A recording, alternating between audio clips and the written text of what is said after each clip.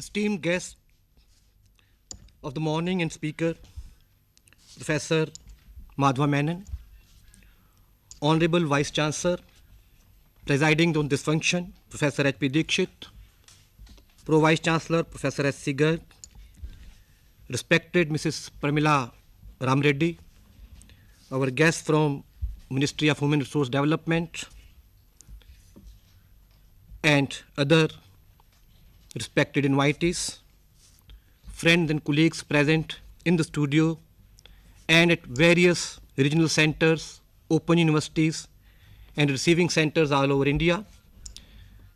A very hearty welcome to all of you on this occasion of 10th Professor G. Ramreddy Memorial Lecture. This lecture is organized by Indira Gandhi National Open University to pay tributes to its founder, Vice Chancellor, Professor G. Ramreddy, who was not only the founder, Vice Chancellor of Indira Gandhi National Open University, but a great visionary and pioneer of distance education in India as well as in many other parts of the country. It is in recognition of his services and also to provide a forum for debate, discussion, and vision on distance education and related aspects of higher education that this lecture has been organized by Indira Gandhi National Open University on the solemn occasion of the death anniversary of late Professor G. Ramreddy every year. It is a matter of great satisfaction and pleasure for us that this year, on the occasion of 10th lecture, we have with us Professor N.R. Madhva Menon, Director, National Judicial Academy, Bhopal. A formal introduction will be provided by our Honorable Vice Chancellor, Professor H.P. Dikshit, but this goes without saying that Professor Madhva Menon is not only a renowned professor in legal studies, but a luminary in the field of education by right.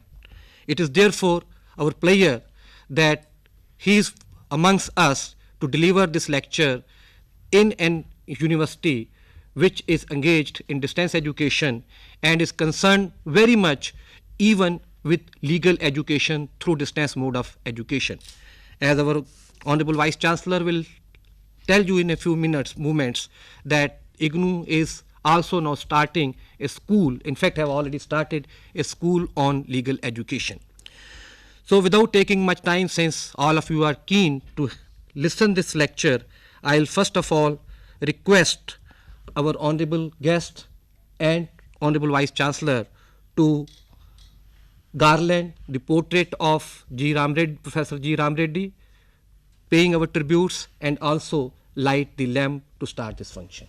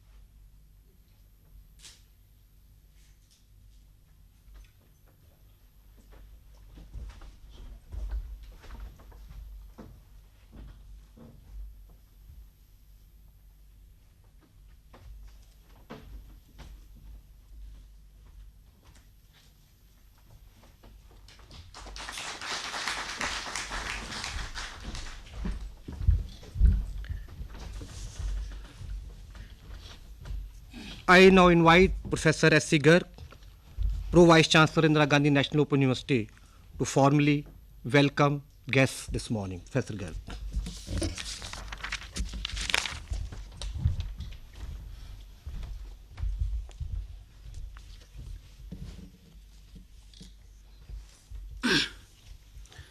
Honorable Vice Chancellor, sir, most distinguished Chief Guest and Speaker of the function, Padam Shri Professor Madhav Menon ji, respected Mrs. Reddy, convener of the 10th Professor G. Ram Reddy Memorial Lecture, Professor S. Narang, esteemed Vice Chancellors of State Open Universities, Open and Distance Learning Academic and Administrative Fraternity in the EMPC studio at the headquarters and regional centers of Indira Gandhi National Open University, in State Open Universities, distinguished guests, ladies and gentlemen. It's my proud privilege and singular honor to welcome you all to this annual Professor G. Ram Reddy Memorial Lecture. As you all know, this lecture was instituted in fond memory of our first Vice Chancellor. It marks the salutary recognition of the pioneering contributions of the architect of open and distance learning in India. In fact, he believed in the philosophy of Vasudhaiva Kutumbakam and is revered by all in the world of open and flexible learning. The profoundness of his vision has today resulted in an edifice which caters to every fourth student in higher education, and soon every third student shall be enrolled in higher education in the country. He believed in creating capabilities in fellow beings through education and a world full of promise and opportunities. He threw ivory towers open to the lesser mortals. Professor Reddy would have been really enjoyed the shift from why distance education to why not distance education, and if not distance education, then what else, to meet the aspirations of our people for education, social upliftment, and empowerment. We cherish his leadership and missionary zeal. As a tradition, these memorial lectures have been delivered by distinguished and internationally recognized scholars. The chief guest of the function, Professor Madhav Menon, is also a living legend of law. Just as Professor Reddy was founder vice chancellor of 2 open universities, Professor Menon is founder vice chancellor of 2 of the leading law universities in India. He has been our guide over several years in academic and administrative decision making. He continues to be an ardent advocate of open and distance learning. Friends, fire is test of gold and crisis is the test of friendship. When our Honorable Vice Chancellor approached Professor Menon to deliver this memorial lecture at a very short notice, because the office of His Excellency Shri S.M. Krishna, the Governor of Maharashtra, conveyed his inability, Professor Menon was very kindly agreed. We welcome you, sir, most respectfully, and feel honored by your gracious presence as Chief Speaker of the day. Our Honorable Vice Chancellor personifies dynamism.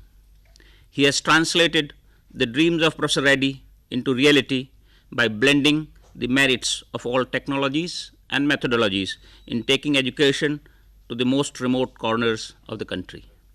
He possesses unique qualities of management, and when this committee needed his guidance the most, he came forward most willingly.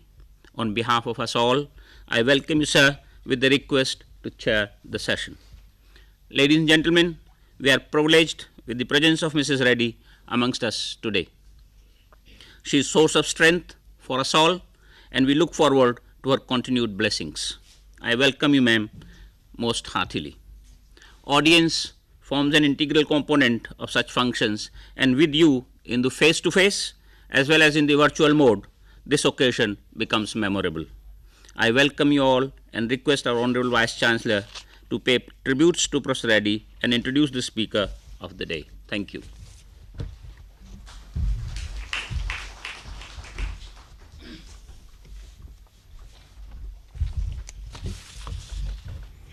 We feel honored by the presence of Honorable Mrs. Reddy, who has kindly agreed to bless us by her presence on this important occasion. She has been a source of great encouragement to all of us, and we see the reflections of blessings of Dr. Reddy in her. I have great pleasure in welcoming Professor N.R. Madhavan Menon, a distinguished scholar who will deliver the 10th Professor Ram Reddy Memorial Lecture today for the year 2005. I also welcome all of you within the studio and elsewhere to this important event which the university organizes every year in the memory of Professor G. Ram Reddy, our founder Vice Chancellor. Professor Ram Reddy made pioneering efforts in establishment and initial development of the university. The credit of setting up first Open University in the country at Hyderabad also goes to his vision and foresight. He had also held the position of the Vice Chancellor of the Osmania University and the Chairman, University Grants Commission, and the Vice President of the Commonwealth of Open Learning, Vancouver, Canada, besides many other positions that he held. The concept of the delivery of educational programs and their objectives were quite different in open and distant learning than most of the contemporary systems providing education in the country, and therefore in the beginning the university was viewed with some anxiety, amusement, and even concern for its capability and competence to impart quality education. Education for the general well-being of our people and the use of effective communication technologies to enhance the reach of program delivery to the distant and least developed areas were again two major but very futuristic deviations from the mandate of any other contemporary university in the country. And this is what Professor Ram Reddy had dreamt. In this background, it was indeed a tremendous task to steer the university forward in the initial stages. We are now in the 20th year since our existence, and it would be befitting to recollect the contributions made by all of my predecessors during the period, starting with founding contributions made by Professor G. Ram Reddy. Creditable work has been done by my worthy predecessors, Professor V.C. Kulandswamy, Professor Ramji Takwale, and Dr. A.W. Khan, and our worthy colleagues in IGNOU. I consider it my unique privilege and honor to introduce Professor Madhavan Menon, a very distinguished jurist and academician. Like Professor Ram Reddy, Professor Madhavan Menon has been a great institution builder who founded the concept of national law schools in our country. He was the founder Vice Chancellor of National Law School of India, University Bangalore, and National University of Judicial Sciences, Kolkata. Professor Madhavan Menon has greatly contributed for nearly 5 decades to put Indian law education at par with those of the developed countries. Professor Menon held many important positions in the Bar Council of India and was greatly responsible for the integrated 5-year modular course in law. Appreciating the efforts made by Professor Menon, the International Bar Association honored him with the Living Legend of Law Award in 1994, followed by the Rotary Club Award for Vocational Excellence. The Bar Council of India presented a plaque of honor to Professor Menon for his contribution to the legal profession, and the Commonwealth of Legal Education Association elected him as the president for 4 years. Professor Menon was invited by the Supreme Court of India to assume the charge of the first director of the newly established All India Training Institution for Judges in Bhopal, a prestigious position that he is holding even today. He was telling me that soon he is going to, 2 days from now, going to train the judges of the Supreme Court who are going to be there. But he is more anxious to meet young minds, and he was very keenly looking to this lecture because he told me that you have brought me to my position and my environment by inviting me to this lecture. It is also a coincidence that last time we had a great scientist, a space scientist here for this lecture, whose name was Madhavan Nair, and now we have Madhavan Menon. I invite you, Professor Madhavan Menon, to deliver this prestigious lecture, G. Ram Reddy 10th lecture. I may also announce that with this lecture, we'll be publishing all the 10 lectures in our 20th year, which will be launched on September when we have the conference of Sakudil here. Thank you.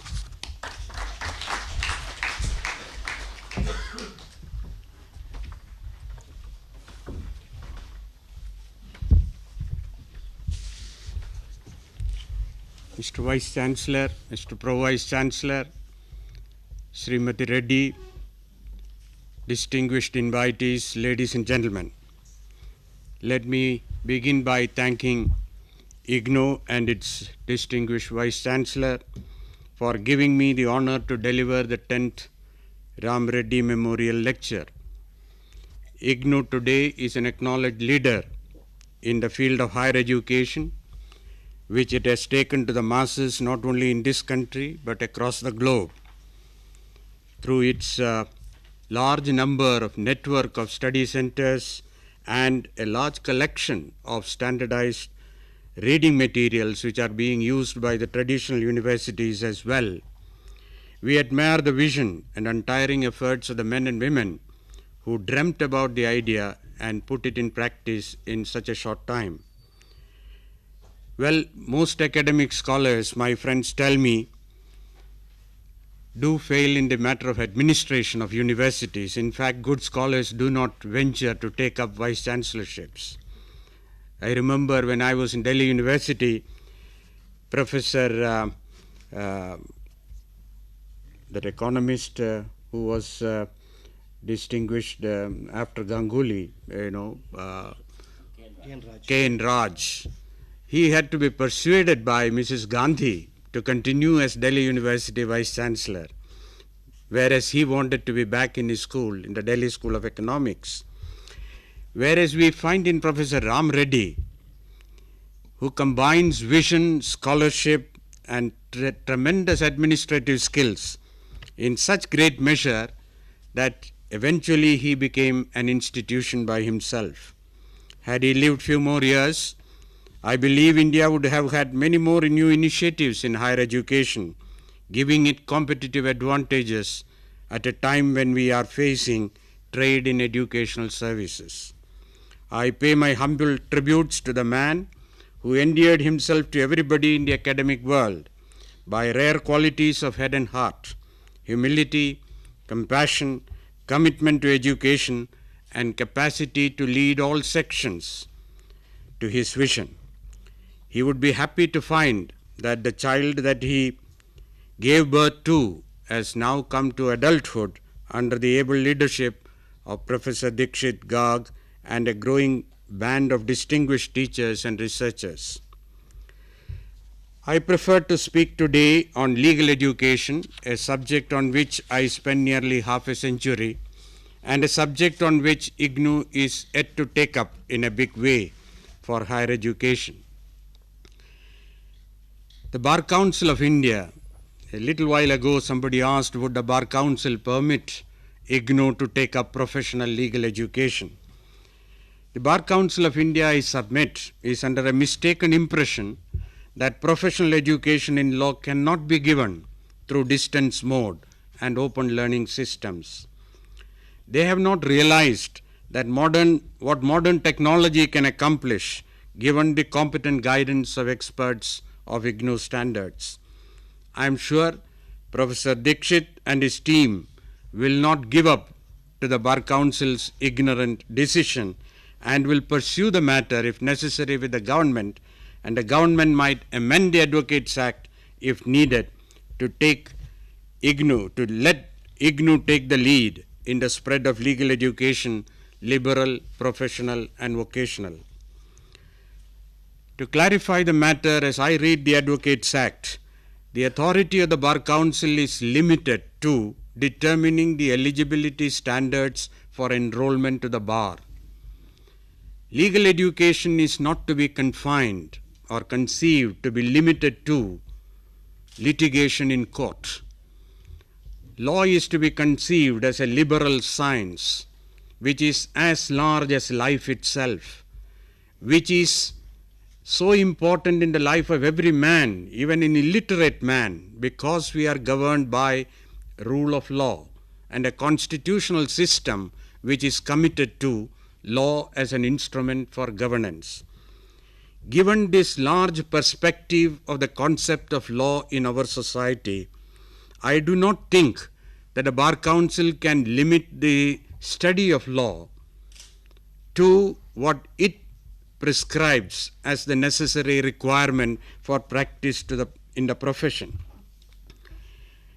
In the circumstances, I would argue that it is up to the individual universities to decide the best way to impart legal education, and it is for the Bar Council of India to decide what additional requirements have to be fulfilled before a person can be licensed to practice.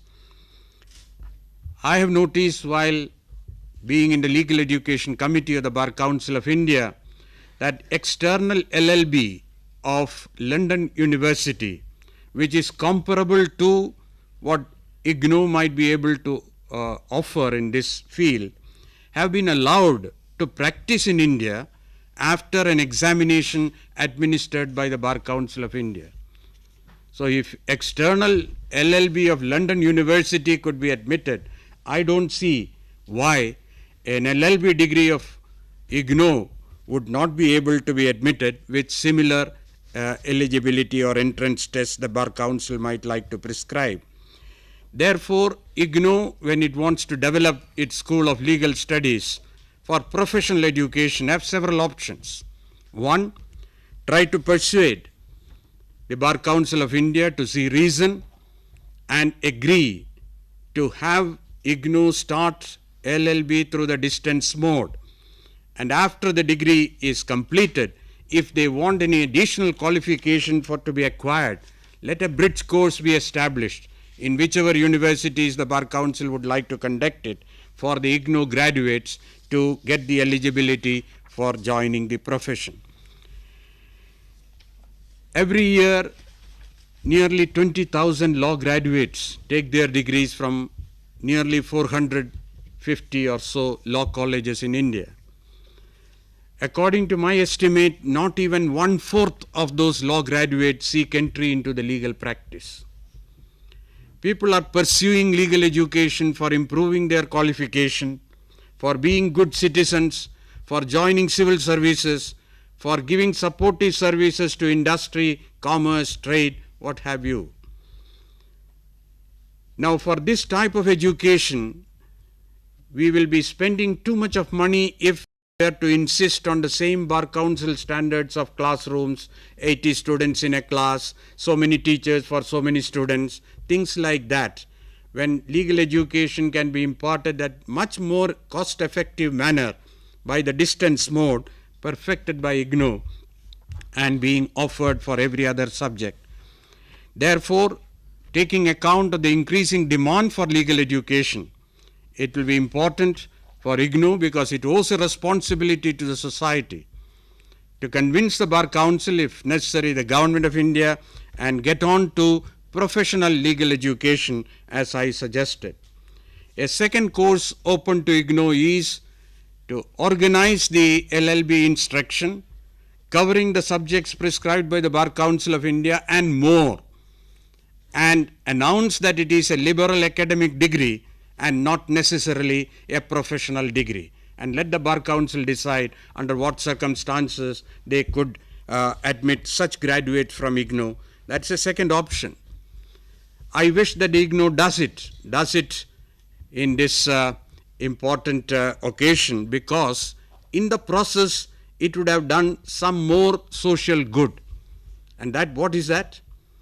There are hundreds of teaching shops on the wayside in the name of law colleges, where absentee students appear in the examination and sometimes impersonate, mass copying, and the type of law degrees that they come out with, where they are incompetent for any worthwhile job related to law. Such teaching shops would be closing down if IGNOU were to start a quality distance education in law. In the process, it will have done some social good and saved some money of this country. 30 years ago, I remember when I was working with the Bar Council of India Trust, the Vice Chancellor of Jammu University, who later, along with a professor there who later became the Chief Justice of India, approached the Bar Council asking for permission to start the correspondence course in law in Jammu University with the recognition of the Bar Council. The Bar Council, of course, advised against that, and in that process, I was also an ardent advocate against correspondence course in legal education 30 years ago. But having seen the techniques and the technology that IGNOU has put into play in higher education and the quality of educational material they have produced, today I contradict myself and submit that this is the right time that IGNOU alone, not necessarily other open university systems, unless they follow the standard that IGNOU has set. There is no danger in allowing professional education to be imparted by IGNOU's system. In addition to the LLB program, there are so many other important vocational studies for which we do not have universities training people for. To tell you, give you a few examples, we need legal assistants who would do a variety of paralegal work in law offices, in lawyers' chambers. Earlier we used to have what you call the munshi, who was so experienced in the court processes that he would be a trainer to young lawyers who joined the office.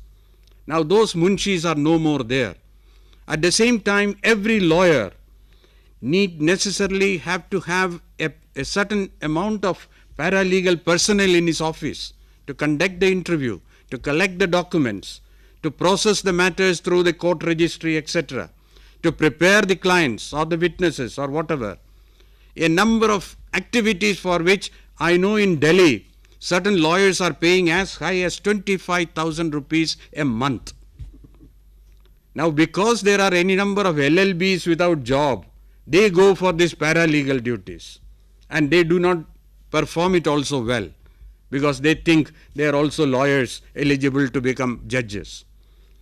Therefore, there is a felt need today with the economic changes that are happening for a number of paralegals to be developed who can be picked up from the higher secondary school, even from the 10th standard, and with a 2 or 3 year diploma program prepared for which, a variety of services, most importantly for the legal aid to the poor. I remember some time ago, Justice Bhagavati used to talk about barefoot lawyers who would be going out to the villages and the rural countryside giving legal advice and preparing petitions or documents for accessing justice. Lawyers are concentrated in district towns, around the courts. You don't find them in the rural countryside. With the result, injustice prevails and people do not have access to justice. With some effort of the government, now legal aid networks are just beginning to be developed. But because lawyers are reluctant to go to farthest corners of the country, they are managed by people who do not have adequate qualification. Therefore, if some paralegal courses are developed, you will have served a great social service in providing access to justice through paralegals in the rural areas, which legal aid committees can employ. I see similar requirements for the corporate enterprises where they need legal assistance. You will have in the whole area of business and trade need for people who are able to understand law and legal processes and negotiate a number of commercial transactions in the process. I would therefore urge on the Vice Chancellor that without losing further time, you must go in for not only the professional LLB program, but also the academic LLB program, as well as vocational programs in law, for which there is a market. You might like to make a market survey if you need and provide this so that we will have, the IGNOU will have served a greater need in the area of legal education. Well, ladies and gentlemen, I would like now to submit before you my vision of legal education for the future. Times are changing and changing so fast. You cannot have a vision for, as our president had, till 2020. That will be too big by the time the world will change all over again.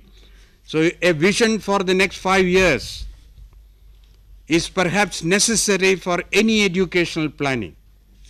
Unfortunately, nobody had any vision in legal education, I venture to say, after our independence. People who had a vision got us independence. People who had a vision about this great republic, they have framed a constitution with a beautiful vision laid out before us.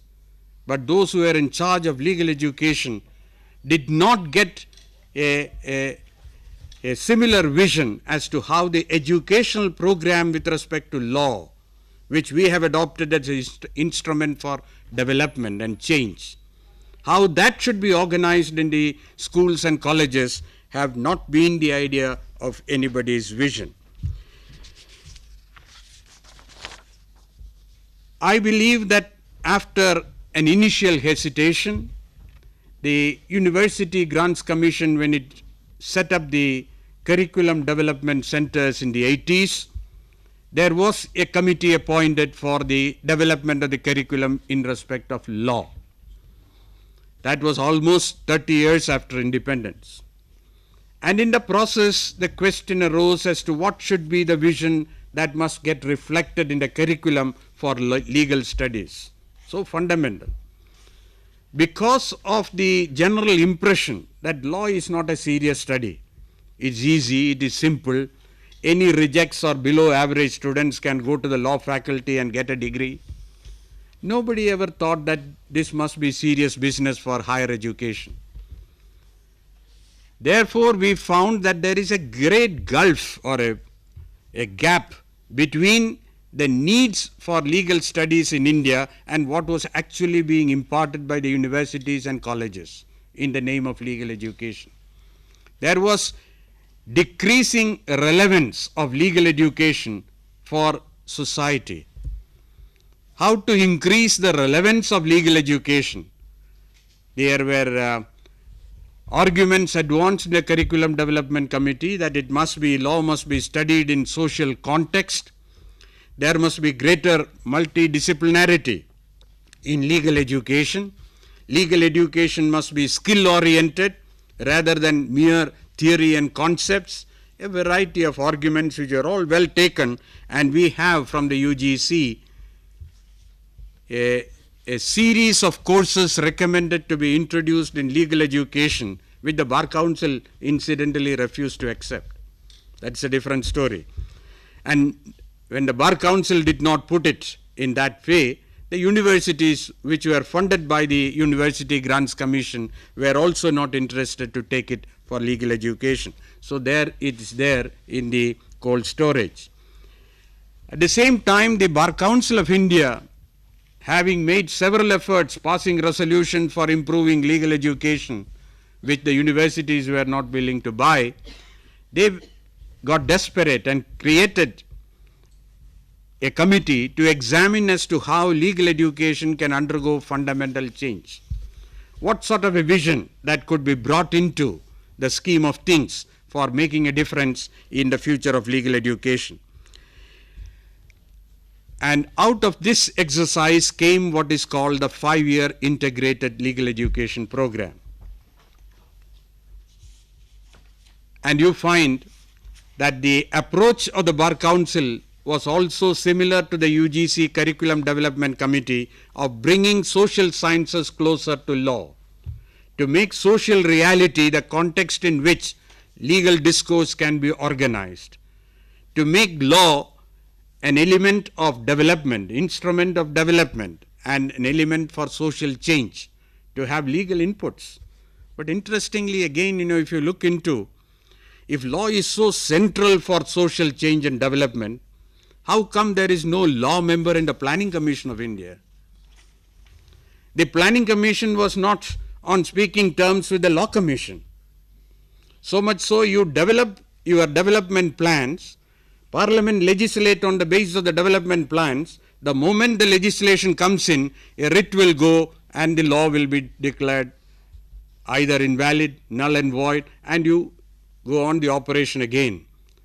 So much so the lawyer's role was a negative role. After the event, after the conflict has arisen, he comes to see and negotiate something of a settlement.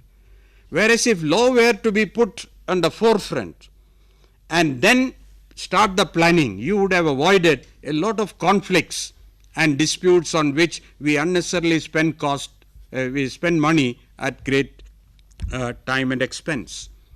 In fact, to give you an example, in the recent times, those of you who have attempted to analyze the Dabhol power plant in Maharashtra and where we failed, one of the significant reasons is this relative indifference towards law in the process of commercial negotiations. On the side of Enron, we have had many lawyers in the team, but there were hardly any from the Indian side to negotiate the deal. With the result, you negotiated the deal that were distinctly unfair to India, that did not take into account the cost of production of a unit of electricity, which should have formed the basis of the deal. So you would slowly realize when we go globalize and liberalize and have contract as the basis of all laws, that without legal, accountancy, management, engineering inputs in contractual negotiations, you will end up with an agreement which is totally unfair to you. That is, I am trying to drive home the point that a lawyer not to be perceived a man with a black robe running about in the courtrooms litigating. In the United States of America, which has the largest number of lawyers in the world, more than 10 lakh, not even 1 lakh appear in court. Where are the remaining 8 to 9 lakhs of lawyers? They are in corporate houses, government offices, and other places where they are doing negotiation, they are preparing legal documents, they are trying to settle disputes without litigation. A variety of legal activities are being done in association with a variety of other professionals. If we are going to take the development path of America, the capitalist countries, which seem to be what we are doing now, you have no alternative excepting to adopt that pattern of lawyering in India as well. If that is the case, then the Bar Council does not come in the way, and you will be preparing competent negotiators, you will be preparing competent people who can take into account a variety of knowledges and prepare a deal that is favorable to your client or to your country. Ladies and gentlemen, I therefore submit that today we have to take into account a few important situations which compel to have a new vision for legal education. I just quickly run through some of those new developments which compel you for this new vision. Number one is the liberalization process, which has since 1991 has gone far ahead. Foreign investment is increasing. In course of time, we will have a free currency exchange also. Our market is being integrated more and more intimately with the world market. Laws are being integrated under the auspices of the WTO or a variety of other United Nations agencies for being able to have a global market with some sort of equity and equality for other countries. Part of our sovereignty is surrendered in the process, and your laws need to be adjusted, which is what the Commerce Ministry and the Industry Ministry is attempting to do. And in the process of this harmonization of legal systems, unfortunately, as the world it is today, the developed countries have the advantage over the developing countries. And we seem to be following the model of whatever legal system have been followed by America, Europe, or other developed countries. In the process, you will find that our own native people may be getting distant from the law, and you have very little time to prepare them. For example, when the negotiations under the WTO for agriculture is finalized, you will find how it is going to impact on the livelihood of agriculturists in our country, not the big agriculturists, the small land workers, agricultural workers, or the farm owners, or people like that, every aspect of life. And that means about 75% of Indians' life. It is here that law has to play a role of negotiation and adjustment if you don't want them to commit suicides, as some of them do in Andhra or Karnataka or elsewhere. Law will have to negotiate, and these legal deals are happening in Geneva, in the WTO table. Economists are going there, civil servants are going there, lawyers are going there. Our interests will have to be protected in the rules of the game. Once the rules of the game are unfavorable, the imbroglio or the fiasco that you had in Enron might happen if you don't take care. Therefore, we are in a very critical stage in the country's development, in which every deal that we strike, not only at the Government of India level, now several state governments are entering into deal with for power purchase or power generation, power distribution. Everything is so tricky. Ultimately, there will be an arbitration in Geneva or Paris or elsewhere, not in India. And you will be paying through your nose millions of dollars. Unfortunately, many of the people in our country, particularly the illiterate, cannot understand the game. And those who understand seem to be showing that they do not, or they ignore it. How many of the politicians understand and doesn't know? Therefore, it is important that the intellectual minds in the campuses work on these issues and don't leave it to lawyers and judges. We have left law to the field of lawyers and judges for 50 years and you are paying the price. Now, law is for everybody. You must get to know every word of the law, particularly those which affect your life intimately. If women do not care for it, gender justice will be in jeopardy. If Dalits do not care for it, their rights will be ignored. Today, a stage has come in which you have to own your rights and you have to agitate through legal means. And if rule of law is to prevail, that's the only way. Otherwise, Maoism and Naxalism are just waiting to take over. Ladies and gentlemen, apart from this economic change that is coming in a big way, the implications of which very few of us have understood, a second major force that is compelling us to have a vision is science and technology. Admittedly, science and technology is the key for prosperity in future. Not only IT, not only biotechnology, but the whole range of science and technology. We have the largest pool of scientific manpower, but unable to be organized to the social development processes. Unfortunately, very little of that science technology developments are reflected in the legal education agenda. In the National Law School was started, our effort has been to combine social sciences, behavioral sciences with law. Today the need is not only social sciences, but physical and natural sciences, engineering and technology, to be brought within the framework of legal studies. Not so much to make them engineers and scientists, but to make them critical consumers of scientific knowledge. What is, after all, patent, on which, Mr. Vice Chancellor, you have started a diploma program? Does any lawyer understand anything about patent writing or patent reading or patent defense without science? Without high sophisticated technology? If you want to produce a patent lawyer, no way without science. Similarly, cyber law, information technology. There are lawyers who aspire to become cyber lawyers without even understanding elementary computer experience. With the result, the senior advocates who are leading the profession today are not suited for lawyering of the future, who have to be drawn from the scientific pool. Fortunately, in many of the national law schools, 60% of all admissions are science students from the science stream. They can appreciate it. They make better lawyers. That has to be encouraged, and opportunities for education will have to be provided in whatever possible, that in order to have a vision of the future lawyer. if there is merit in some of these conditions which I am advancing before you, and I see in that very near future the style of legal drafting will change.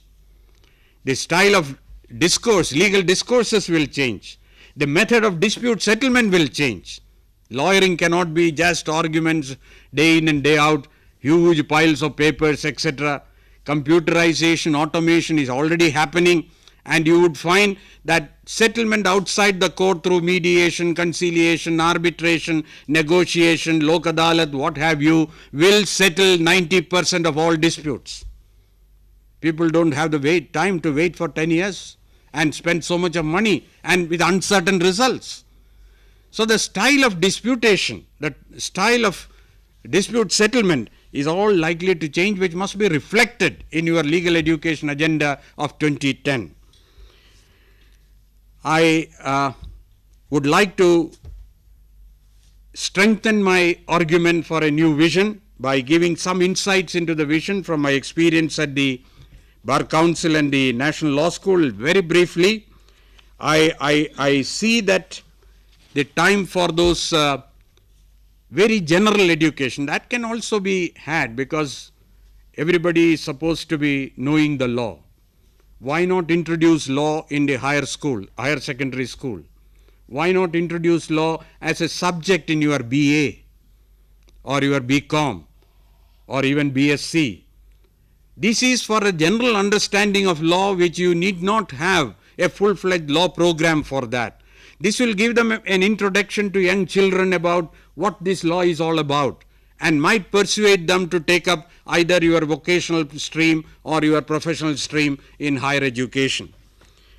I therefore think that instead of waiting for the Bar Council in 2005 itself, IGNOU will come with a vision statement on how they plan to take legal education for the good of this country. I found that the efforts of the Bar Council, because it is not coordinated with higher education authorities, could not take off. And even these national law schools which are now catching up. Last week I was in Patna, where they are setting up a national law school along with a management school in Patna, and the government is very keen to have it right this year. This is coming up in every state, like an IIT or an IIM. You will have a national law school under a charter of the respective state governments. There is some thinking at the central government also to have a parliamentary law, to have some regional law schools, because law today is the most sought after subject for higher education in developed countries.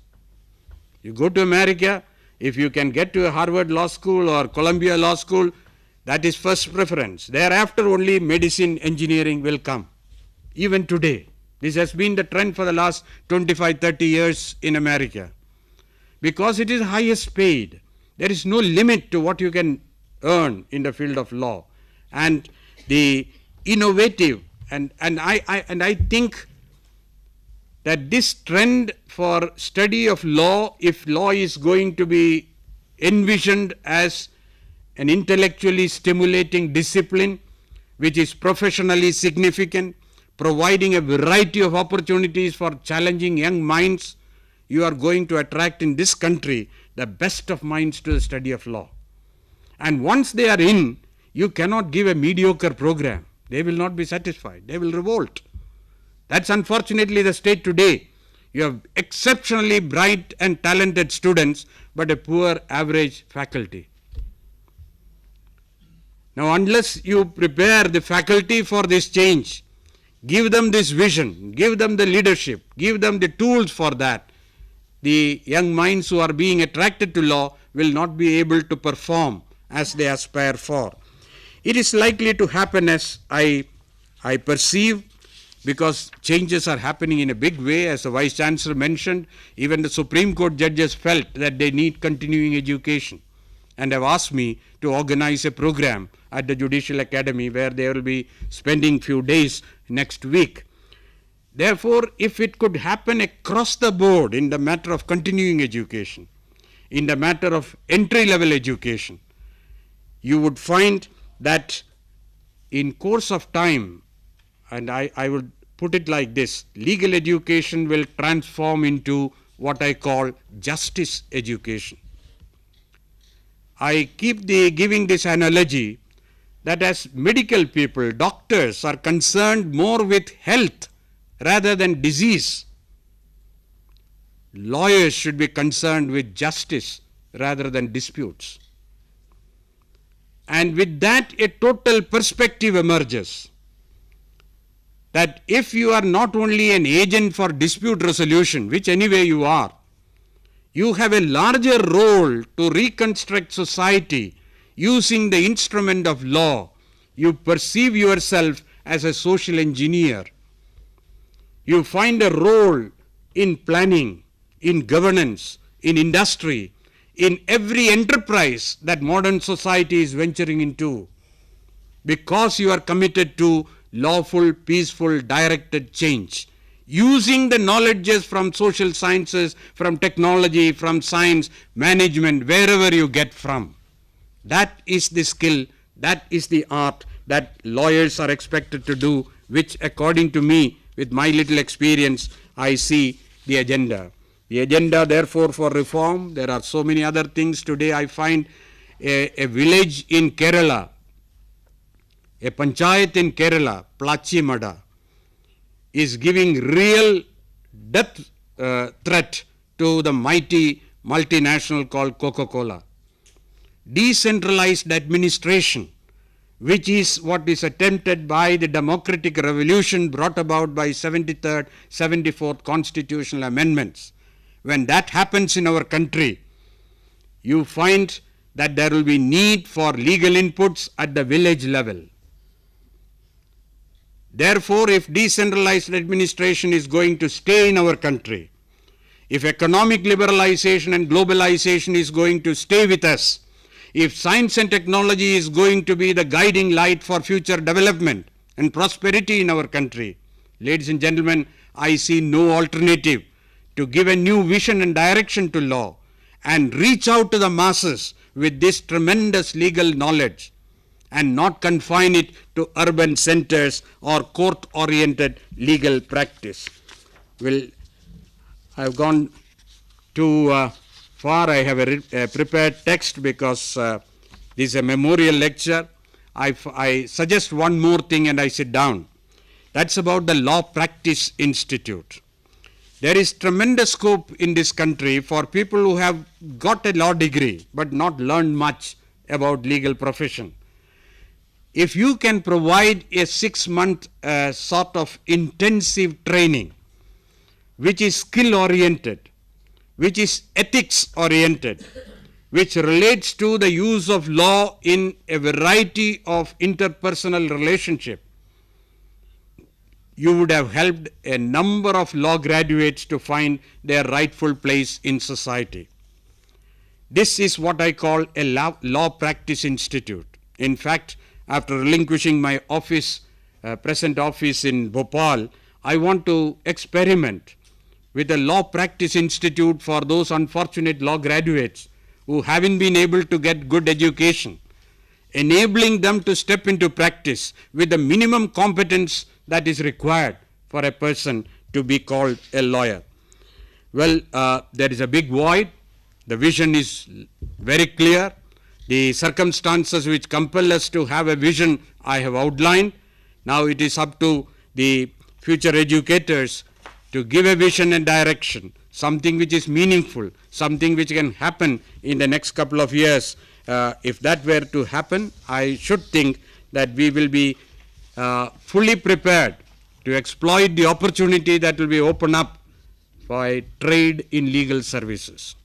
Today we are exporting doctors, nurses, engineers, technicians, you name it, every other trained person, but not lawyer. How come? Are we short of lawyers? Why are these lawyers shy in setting up their tent in Chicago or London or Melbourne or elsewhere? When trade in legal services come, Bar Council simply pass a resolution, no foreign lawyers in India. Then you have to walk out of the WTO. If you have to remain there and allow trade in legal services, you will have enough work in this country, but you will have opportunities for the whole world in which you have talents. It's a question of competitive excellence. And the new vision of legal education must provide our bright young people who are pursuing legal studies that competitive excellence which alone can help India to be led in the world of higher education. Well, while the market economy and private enterprise can largely take care of the professional education, you must have seen in Delhi alone, there are several private law colleges now which are trying to imitate the National Law School Bangalore, because they get any number of applicants and they charge very high fees, and they are so private enterprise will take care of the sophisticated professional education with all the specialization. But who will take care of that general, liberal, vocational legal education which only the public sector, of which IGNOU is the leader, must take its responsibility. I believe, therefore, is the function of open learning systems to spread public legal awareness for good governance and good citizenship. Taking the size of the population and the level of inequalities and exploitation in our society, nothing but a legal education revolution can carry the message of rights-based justice and good governance under rule of law to all those who are outside the system today. In this regard, IGNOU should develop a separate agenda for legal education with or without the Bar Council. Thank you for this good opportunity. I pay my respects to Professor Ram Reddy, Mrs. Reddy, who is present here, and I look forward, by the time you celebrate, you have the next memorial lecture, the IGNOU School of Legal Studies will have a dynamic, vibrant set of programs imparting legal education throughout this country and perhaps beyond the borders of India. Thank you.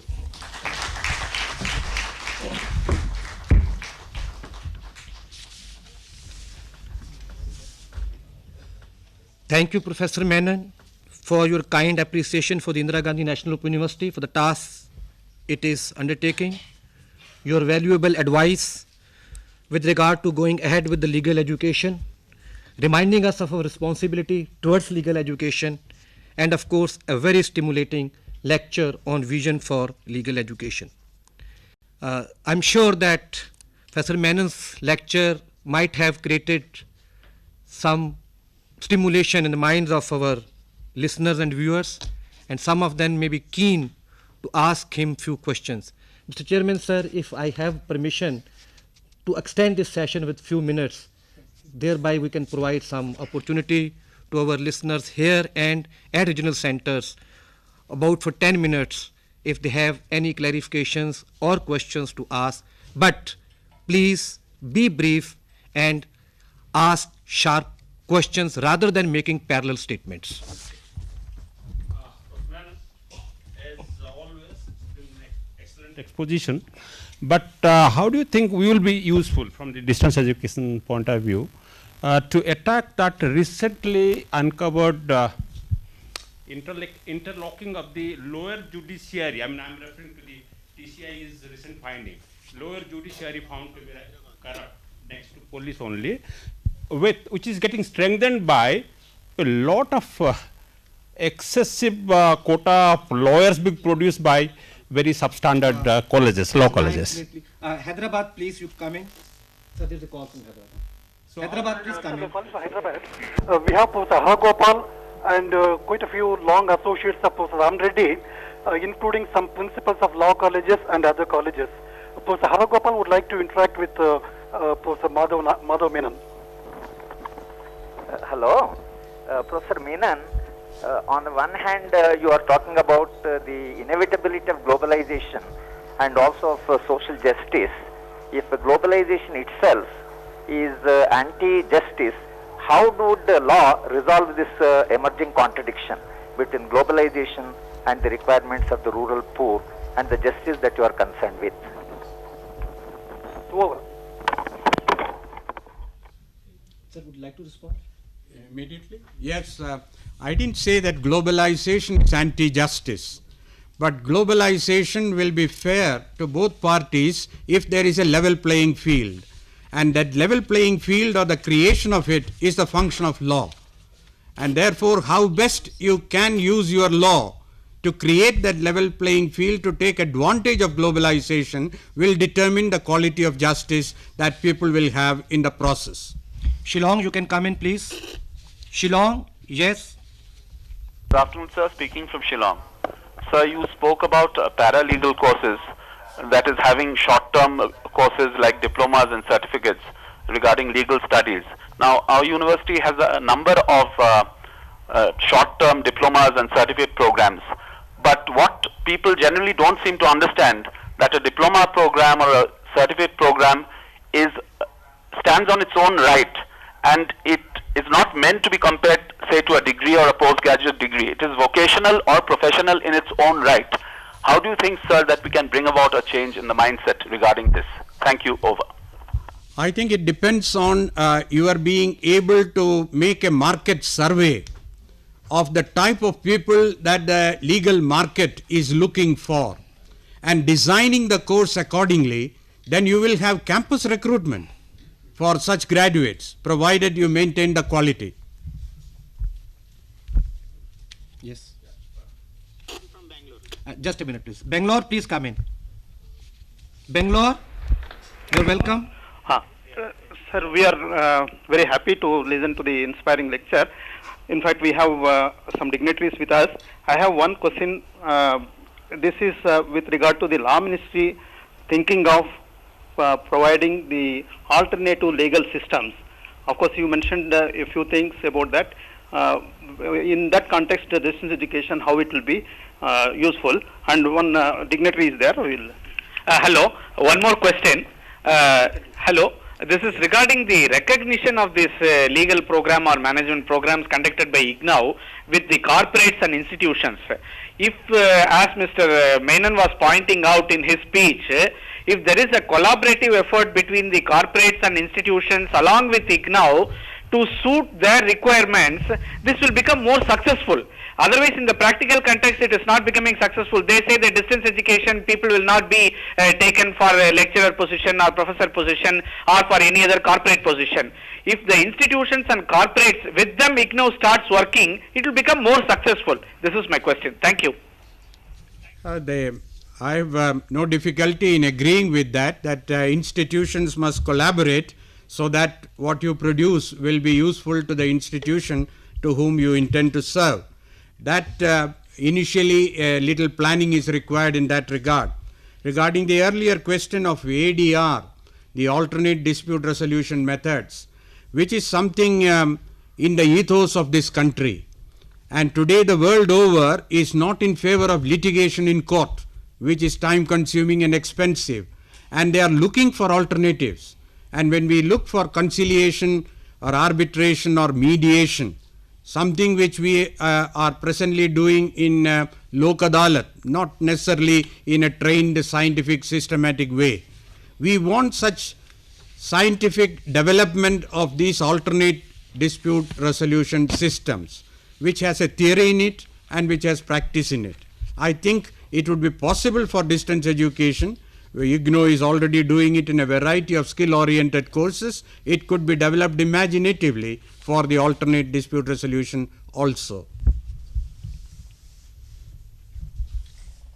I am K.S. Rao, Member of Parliament in the 4th term, Lok Sabha. Sir. I heard you, Mr. Menon, with rapt attention. I am extremely impressed by the way you expressed your opinions threadbare. Okay. But I just wish to know, you are wishing by the next lecture next year, this university, which is supposed to be your popular the best institute, will start some courses in the law. Parallelly, you are also telling that the Bar Council has rejected earlier the request of Jammu Kashmir. Yes. How do you expect the Dikshit to start the course without getting permission from the Bar Council, which also you said at one point, they don't have the authority to stop it except to regulate the quality of the education. Here am I, the lawmaker. It is the parliament that has to make the legislation and bring a amendment if necessary.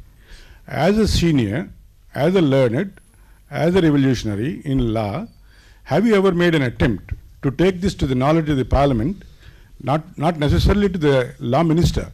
There is also a lot of members of Parliament who can think, who can act, who can bring changes in the Constitution, or they could bring the changes in the Constitution. It's not a big thing to bring an amendment to the Bar Council's placement. So I wish to know if there is any real proposal from you or to the community or from the university. Here are we to take up the case in the Parliament. Sir, can we take a call from Bhuvneshwar? Bhuvneshwar, you can also come in. Bhuvneshwar, you are welcome. Hello, good morning. This is Dr. P.C. Mohapatra speaking from Bhubaneswar. I appreciate that the IGNOU in collaboration with Bar Council is thinking of creating a degree or integrated diploma course. But sir, I have got one submission, that can IGNOU in collaboration with Bar Council can think of multifarious courses for the civil societies and the consumer on different topics.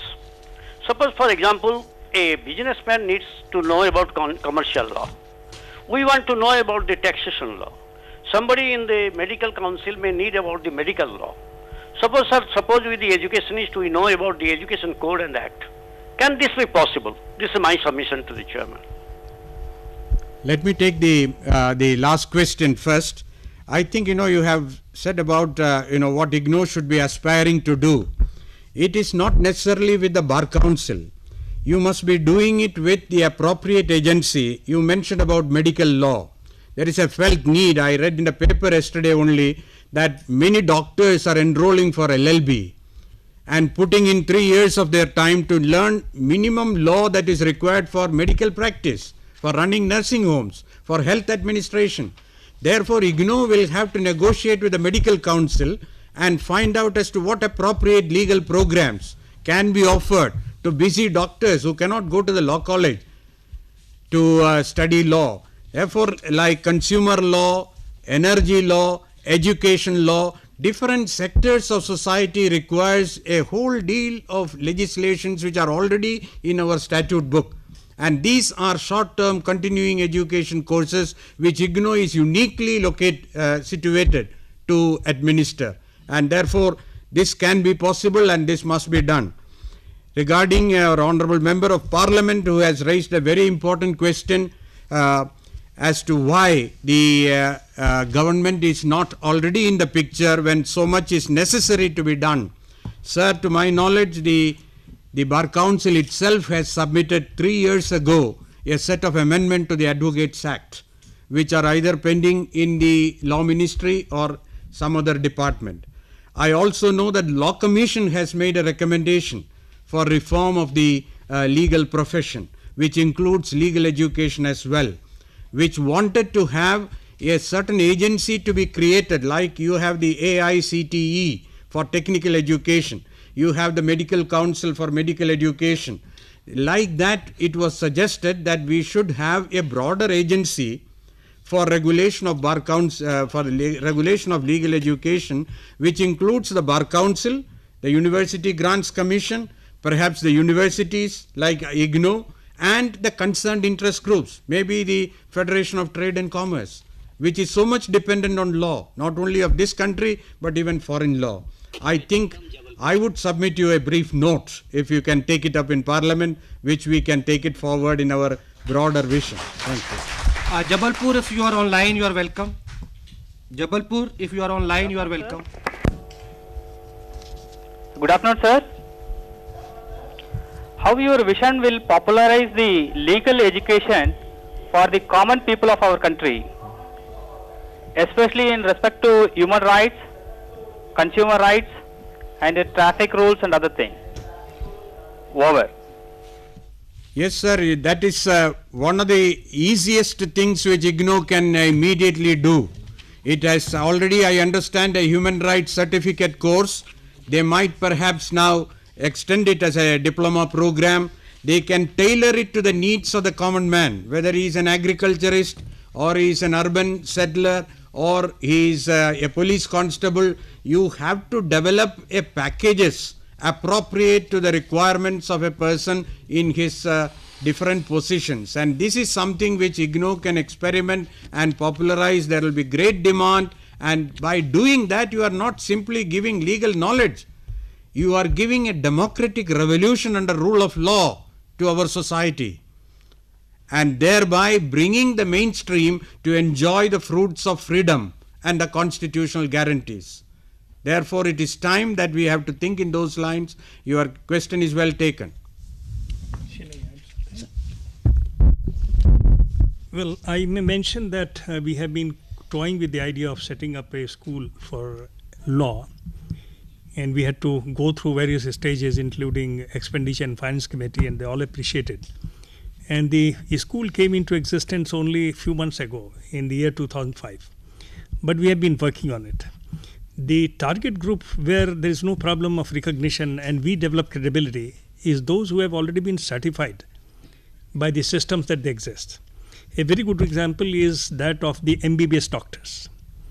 Now, MBBS doctors find it very difficult to perform their operations with the limited equipment that they have in rural circumstances. And we started a program of rural surgery. There was a lot of hue and cry by medical council and all that.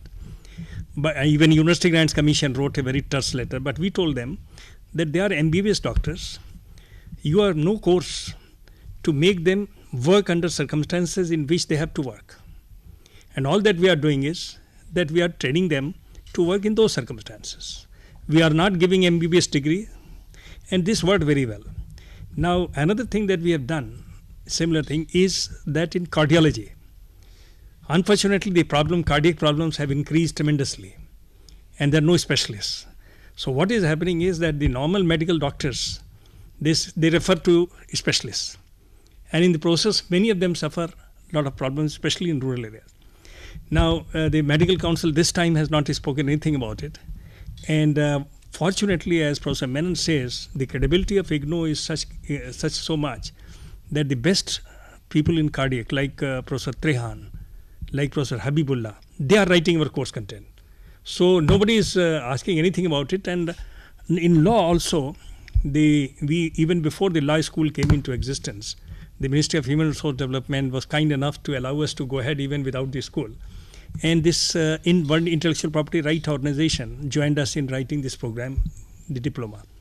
Now the variety of students is very interesting. Some scientists, some lawyers, some judges, and 500 of them have joined the course in the first year. So this will pick up. But what Professor Menon is saying, because of the technology that we have, we can perhaps do quite a bit in the general awareness of law in many sectors. And for Bar Council, I took help of Professor Menon, knowing full well that he was on the committee of the Bar Council. But still, they wrote a very terse letter to me that they are not even willing to discuss. I had proposed that I can make a presentation myself, and then you can make a view. But they had some hesitation in even allowing a presentation on how distance education can do it. But the Honorable Member of Parliament, that's a very good suggestion, and we'll work on it. Ranchi, you are welcome at this stage. Ranchi? Hello. Yes. Please come in. I think. Okay. Let me. Yes. Please go ahead. Okay, I would like to add to what Professor Dixit has mentioned about the Bar Council involvement in this whole program, ambitious program. I suggest to you, sir, that you make a presentation before the consultative committee of members of parliament for the law ministry, and they will naturally take it up and have a deal with the Bar Council, or if necessary, they have the power to amend the rules. The government has the power to amend the rules, and if necessary, amend the Advocates Act itself. So therefore, there is no difficulty. Such a scheme should not wait, because as I put it, the ignorance of decision makers on what technology can do in taking higher education to the masses. Now, a question which was raised by Professor Pandav Naik in first instance regarding the lower judiciary and what role the distance education can play. Sir, the lower judiciary are lawyers who have been trained 20 years ago or 25 years ago, and the legal world has changed substantially. Now, how to give continuing education to these judges? They cannot come and afford to sit in my academy for long days to learn about things which they ought to know. Only distance education is the method by which these judges can be provided the continuing education, for which IGNOU will have to develop appropriate linkages with the judicial academies. There are state judicial academies, the National Judicial Academy. My governing board, headed by the Chief Justice of India, is already considering how to approach IGNOU for seeking its help in taking education to the lawyers and judges of this country. Shubha, you wanted to ask a question?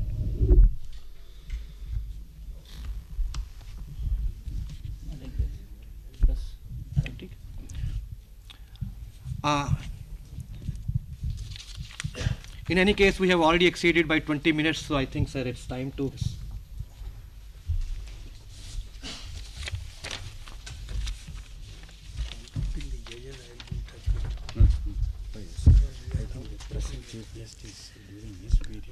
I think all of you will agree with me that we had a very fruitful and thought-provoking morning during this lecture. May I take this opportunity to request our Honorable Vice Chancellor, Professor H.P. Dikshit, to present a memento on this occasion to our guest speaker as a token of our appreciation.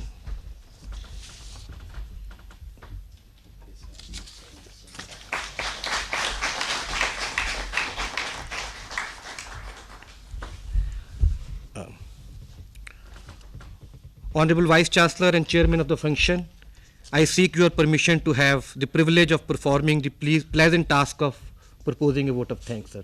Do I have your permission, sir?